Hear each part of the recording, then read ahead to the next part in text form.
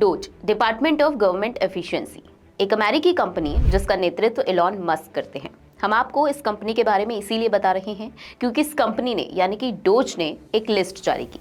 इस लिस्ट में डिपार्टमेंट ने 15 तरह के प्रोग्राम्स की फंडिंग रद्द कर दी। इसमें एक प्रोग्राम दुनिया भर में चुनाव प्रक्रिया को मजबूत बनाने के लिए भी है, जिसका फंड है 4200 करोड़ रुपए और इस फंड में भारत की हिस्सेदारी है 182 करोड़ रुपए की। ये वो फंड है जिसका इस्तेमाल भारतीय चुनाव को प्रभावित करने के लिए किया गया।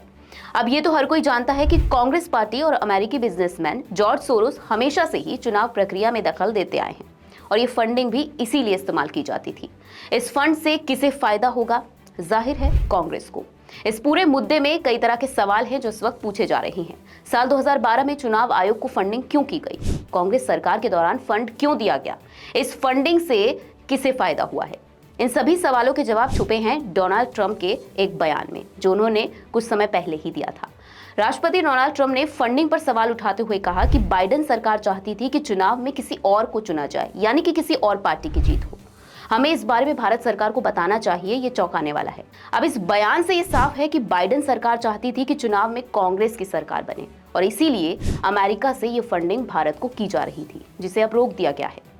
इन सब से एक बात तो साफ है कि कांग्रेस पार्टी और गांधी परिवार के सिर पर अरबपति अमेरिकी निवेशक जॉर्ज सोरोस का हाथ है और इसीलिए बाइडेन सरकार के दौरान ये सब चल रहा था, जिससे हमारे देश की चुनावी प्रक्रिया बुरी तरह प्रभावित हो रही थी। लेकिन कांग्रेस को इससे क्या?